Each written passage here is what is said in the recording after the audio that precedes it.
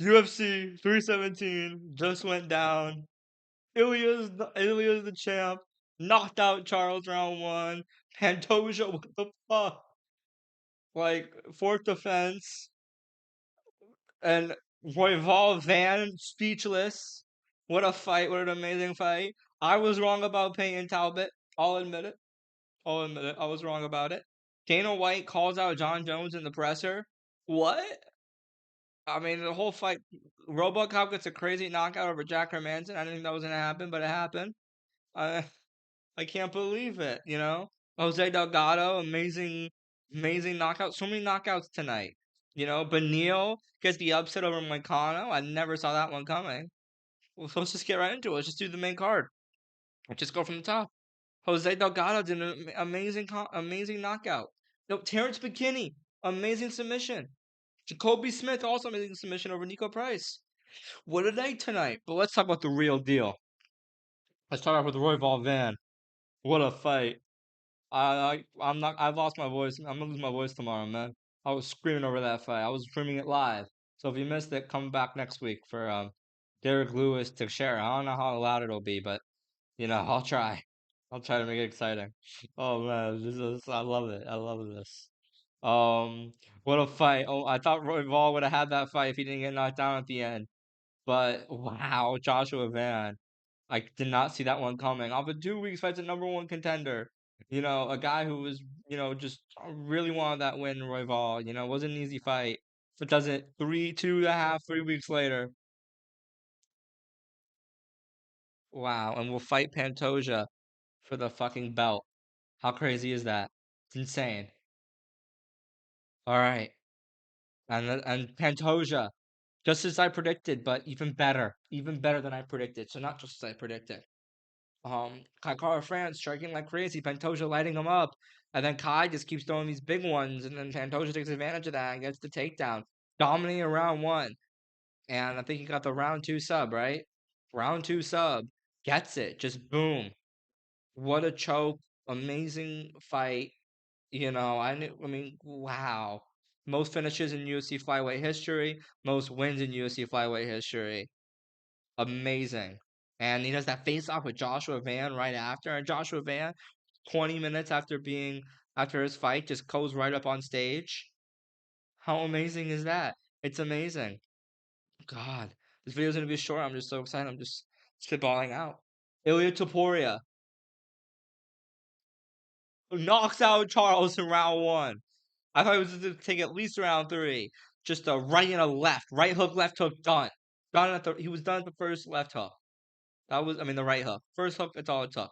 And the left hook and the hammer fist, done. What a fight. Holy shit.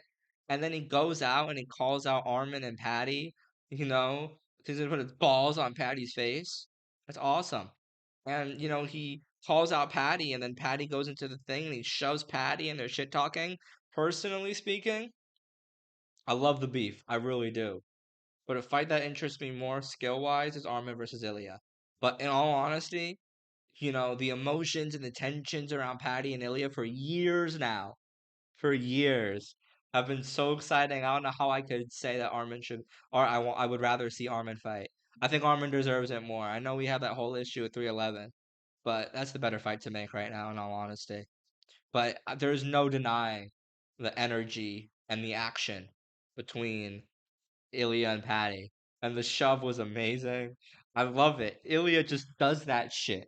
Volk, Max, Charles, done in the last year and 4 months, right? February 2024, he knocked out Volk. How insane is that? I mean, he has to be fighter of the year after that. I don't know. I mean, Marab, I'm sorry. I love Marab, but I don't know how you give it to Marab after that. It's Marab and Ilya. But wow. I mean, that's just crazy. Justin couldn't do it. Dustin couldn't do it. Islam went for the submission. Justin hit Charles so fucking hard. And Charles didn't budge. But a couple clean hooks, and it was over. Round one, done. Well, I mean, we are all witnesses to what we're watching here. This is the talent pool is amazing. I mean, I would say this almost makes up for the John Jones situation. But speaking of John Jones, Dana White in the fight press conference was asked, "Did you see what John Jones posting on Twitter?" Which was stuff along the lines of and blatantly blaming the UFC, saying that he told the UFC that they will retire in November, and then that the UFC failed to get the contract together, and they were trying to convince him to stay. Dana White calls him a liar. Wow. First time Dana White stands up, but then he says John Jones should be pound for pound number one. But Dana White calling John a liar and then making fun of John because John said because someone said Gable Stevenson, who's a wrestler, if you guys don't know, is training with John for MMA, and Dana was all like, "Oh shit, you know John Jones is training," making a joke. I know he was training. You know, it's pretty funny. Wow. I'm making a video tomorrow what fight to make after this, but this is just my blatant reaction. 10:48 for me p.m. I'm loud as shit. My neighbors hate me. I can't believe it. How am I gonna sleep? How am I gonna sleep? I'm so energetic. I've worn this hat for about 7 hours, almost. So take that off later and go to bed. Probably watch Family Guy first, though. You can't just go to bed right away. But how insane is that? I should probably finish this up so I can watch the press conference for Ilia and Charles and shit because I just rushed to do this. In all honesty. Um, but how after the Dana White thing, no new news on any other cards coming up. We have Lewis, then we have something with Dustin Max at the next pay per view, and I'm forgetting the other two. I'm very sorry. I think it's a fight night. Oh, it's Saudi Arabia, and then it's Kamzat, right? Yeah, it's Saudi Arabia, and then it's Noche USA, I think.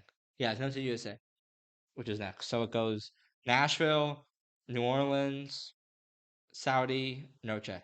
That's gonna be the next order of the cards. Next weekend, it's gonna be great. But holy shit, Ilia Topuria. Where is he ranked pound for pound number one? Is he pound for pound number one? I don't think so. I think Islam still beats him.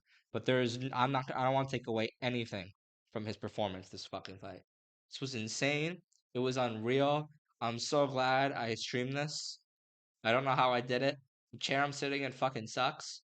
Um, I really hope I did a good job. I hope my commentary was good.